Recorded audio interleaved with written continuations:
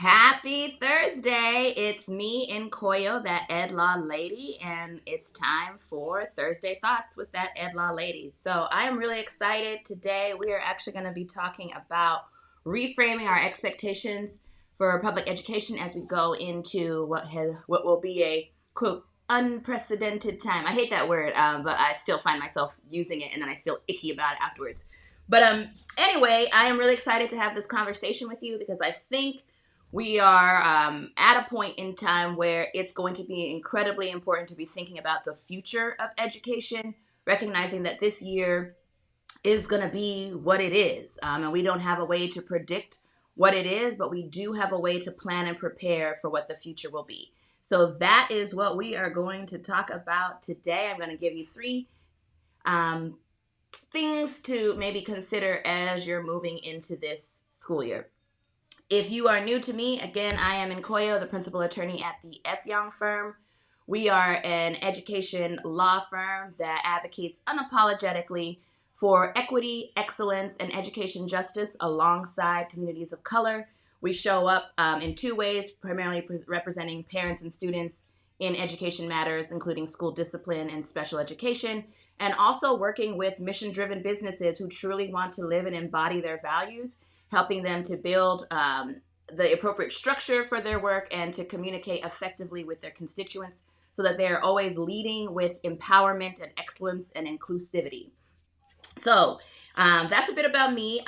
We're going to jump into this topic. I think one of the things I want to make sure I do and start doing also as part of this live is just sharing resources that are available. So I have two really great opportunities that I'm going to share with you at the end. So stay to the end so you can learn about some incredible women here in the Atlanta area putting on events and providing resources for families, particularly as we're figuring out how to parent in a pandemic. So stay tuned to the end so you can hear about those two opportunities. And then, as always, if you have questions, whether you're watching live or you're catching this on the replay, please share them, comment, like, share this page, these lives with your friends and family or anyone who you think might be interested. We want to have a robust conversation, and ultimately, the good trouble I want to get into is mobilizing more mothers and fathers to create an education system that really benefits all of our children, regardless of race, class, sex, or ability. So with that, let's talk about it. This school year is going to be different. So the first thing I think that's really important if we are going to make it to the other side of this with a robust system that is beneficial for all and not the few is we just have to accept that this year is going to be different. Like it just is. It's not going to be like any other year. I know last semester probably has left a bad taste in a lot of our mouths about what virtual learning looked like, but I want to suggest that what we did last year was crisis schooling. School districts had to close and take everybody online in a really messy sort of way because they didn't have the infrastructure to actually provide online learning in a robust way, despite the fact that, it's the 21st century. Most of us are on digital devices. Many of our children have these devices, and kids are getting them younger and younger and younger. So this idea that we don't need to show up on digital, we don't need to figure out how to access digital learning is concerning in that is the future. That is where we're going, whether we like it or not. And that doesn't mean that has to be the only thing that we do or the only way that we educate, but we have to just acknowledge where we are so that we can figure out how to improve it and move it forward more effectively. So our education system right now is being forced to change at a lightning speed. And I know some people are like really freaked out or not happy about this, but I, as an education futurist, someone who's really concerned about what we're doing to ensure that our children's children have access to an excellent education in the, greatest country on earth, is how do we improve it and make sure that it's something that's accessible to everyone?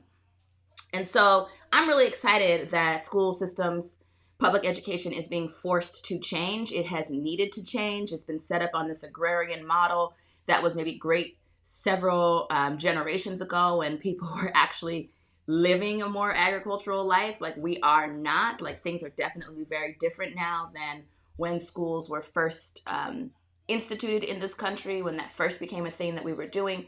And some of the even basis for why we were educating children has come from a kind of elitist standpoint in that governments were not sure that parents would be, able to teach the types of values that they thought would be important for a citizenry. So we're at a place now. I think we have a lot more well-educated individuals participating in this system, that we have done a lot of things to make sure that we're improving literacy, et cetera, for many, although we have a lot of glaring gaps that need to be addressed. But I think it's also opportunity for us as parents in particular to start bringing forth the issues and sharing potential solutions so that change that is happening, that's inevitable, that we're not going to be able to go back and undo, is actually something that benefits the many as opposed to the few. So the first thing I think that we all need to do is just accept that change is happening. This school year is not going to look or feel anything like previous school years. And in some ways that's scary. I think in some ways that's really exciting because for many, the way that we've been doing school has not been effective. I know I do a lot of work with families who have children with special needs, and there's been a lot of concerns about whether they've been able to get any type of real, tangible educational benefit. I know if you are from different communities of color, different groups that have been historically marginalized, there have been real questions about whether we're providing an education that enhances and liberates versus incarcerates. And so we have an opportunity to accept that what once was is no longer going to be, and put our heads together to figure out how we create something even better. So the first thing I just want everyone to do is accept that change is here. I don't think this is maybe an unpopular opinion. I don't think that we can just assume that if we put children back in schools face to face, they're going to get great education. There's so much going on. We're in the midst of a pandemic. Like, it's not going to be the same, whether they're in person, whether they're virtual, it's not going to be the same. And we need to accept that, and we need to figure out together how we improve upon the situation that we're on. Second, I think it's just really important for us to all activate empathy for everyone involved, all of the stakeholders, all of the constituents, because everybody is in uncharted waters, right? Everyone is experiencing this together. And so I think when I started teaching, one of the things that we were taught or told was, about extending grace and assuming the best of others. And so I think that people are trying to do the best that they can. At least that's what I hope to believe is the case. But I think by and large, most people want the best thing for all children, for all of the people who are going to be in the school buildings. And so, yes, I am an advocate for children's rights and making sure that they're getting the things that they need and deserve because they don't have a say. But you can't have great schools that are educating students at a high level without having the education, the educators, all of the administrators, et cetera, also providing that. This whole notion that there's a disconnect between the child and the teacher is insane to me as a former educator. If your teacher and someone who's coached teachers, like if your teachers are not well, if they are not together, they're not delivering the best for your children. And in some cases, it's pretty scary. We maybe don't want those people around our children if they are not healthy, whole, et cetera, themselves. And so it's important that we extend empathy. I know there are countless teachers who want to be in classrooms with their students and who also are concerned about their level of risk and what that would mean if they were to contract this virus or what that would mean for their families, et cetera. And so we're all struggling in a situation that nobody planned for, nobody created in and of themselves. And so I just ask that we all exercise empathy, even with our school board leaders, district leaders, who I do want to say as a caveat, you had time to look at and start planning and preparing, and this, like, let's wait and see has not been advantageous to most.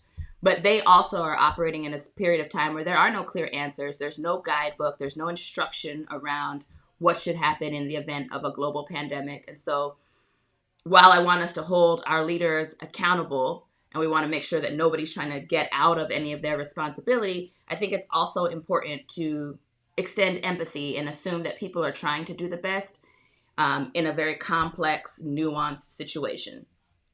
So the other thing that I would say, particularly to all of my parents who are listening on here, is this is the time to collaborate. This is the time to come together as parents, to mobilize, to figure out what's not working, to present solutions, to reach out to your teachers, your school board members, principals, the district, the state, DOE, and express your concerns. Also detail your experience so that they know, so that we can no longer say, oh, we had no idea about how this was happening on the ground.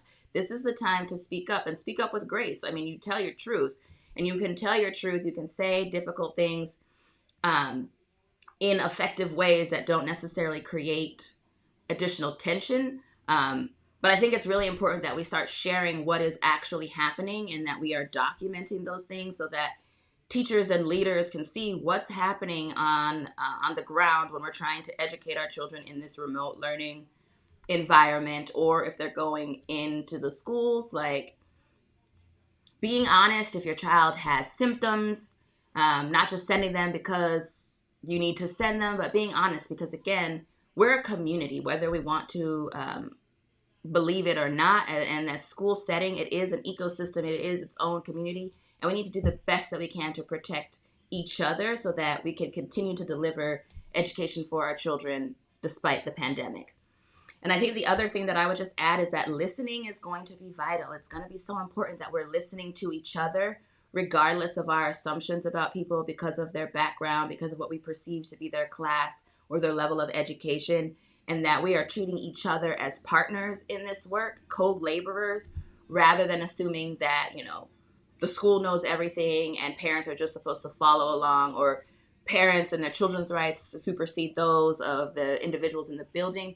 We need to be listening together, working together to figure out how we get to the other side of this with minimal harm to our children. And then the last thing that I would just add, after we accept that a change is happening, we activate our empathy for all of the stakeholders, is that we need to adapt our expectations. And hear me, I am not saying lower your expectations at all. I truly believe that children can learn despite the pandemic, but I do think that what we focus on may need to be different at this point in time. And I feel like this is an opportunity for us to move away from some of the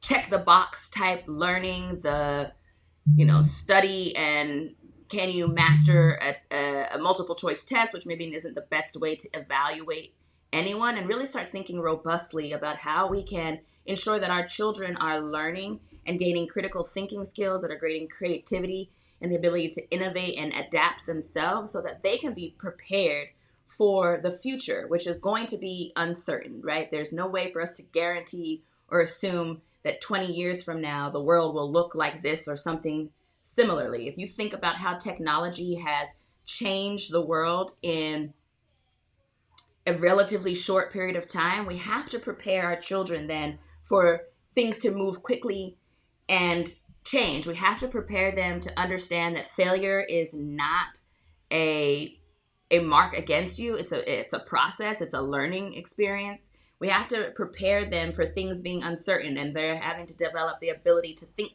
critically or think creatively on the spot. And so this is an opportunity, I think, for us to also use this to teach some of those executive functioning skills, some of those social emotional skills, to ensure that our children have the resiliency that they are going to need in an uncertain world and have the capacity to adapt and change to it.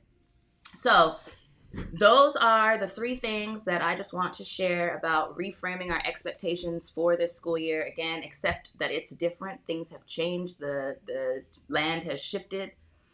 The landscape has shifted. To activate your empathy, we're all going through this together. Nobody is more or less at fault.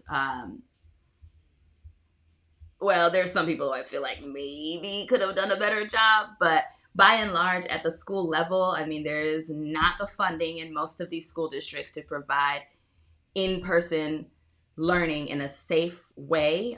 They don't necessarily have the funding, or maybe haven't allocated the funding towards technology and improving that. So those are places where there are decisions to be made. But ultimately, we're all in a pandemic. Nobody asked to be here. This is just where we are. And so activate your empathy. And then 3, just adapt your expectations. There's so much more that our children can learn and be able to do despite the fact that they're not going into the traditional classroom setting, which, just a reminder, hasn't always benefited everybody in the first place. We've had a lot of criticism and critique about what's going on in public education for years. So this is an opportunity to let go of what we've been doing in the past and design something better. And so I just encourage us all to be open to that at this period of time. So those are my quick thoughts about that. Again, I do want to make sure that I share some really awesome things that are happening so that you can connect with it. So first, let me just put up I was trying to be fancy for you guys, so I've been like working on all my tech and stuff. So hold on, let me see. Yeah, so you should see that there are 2 things that I want to draw your attention to. First, the Parent Check-In Community. They are a group on Facebook, some amazing educators who are in that space providing resources for parents, and they are actually also providing some additional support for children during these dynamic times. So let me read this quickly. If you are a parent or caretaker looking for additional support for your child during the pandemic, I would love for you to check out the Moringa List. It is a platform launched to help families easily connect with qualified educators or caregivers. The match service is currently being piloted, so if you would like to attend one of their virtual match events, I have a sign up. So if you're on my list, I'm happy to share that with you. I will post it on Facebook, and then I also encourage you to go over there to the Parent Check-In Community on Facebook and get information there. You can sign up. I know that they're also doing an educator sign up. So if you are an educator who would like to provide additional services to families during these times, please feel free to sign up there, get connected, and let's figure out how we support each other through this process. Additionally, I wanted to draw your attention to the Georgia Early Education Alliance for Ready Students, or GEARS, and they are at GEARS on Facebook. They are holding a community conversation with Promise All Atlanta Children Thrive. That is coming up on Thursday, August 6th from 6:30 to 8 p.m. I think it'll be a great conversation for those of you who have young children who are maybe preschool age or younger. And so they are inviting you to share your experiences and your needs about raising young children in Atlanta during this pandemic. So go to at Gears on Facebook. You can register on the Eventbrite. I have also posted that on our page yesterday. So if you have not, sign up, get connected, get the resources and support that you need, and let's make the best of an unfortunate situation. All right, that's all I have for you guys. Again, if you are tuning in and watching the replay, share your questions, share your thoughts, and share widely. I definitely want to make sure that I'm providing services and resources to any and all parents who want to, 1, ensure that their children are getting an excellent, equitable education, and 2, that we are designing a education system that offers education justice, is inclusive for all students. So that's all I've got. Happy Thursday. Have a great weekend, and I'll see you next week.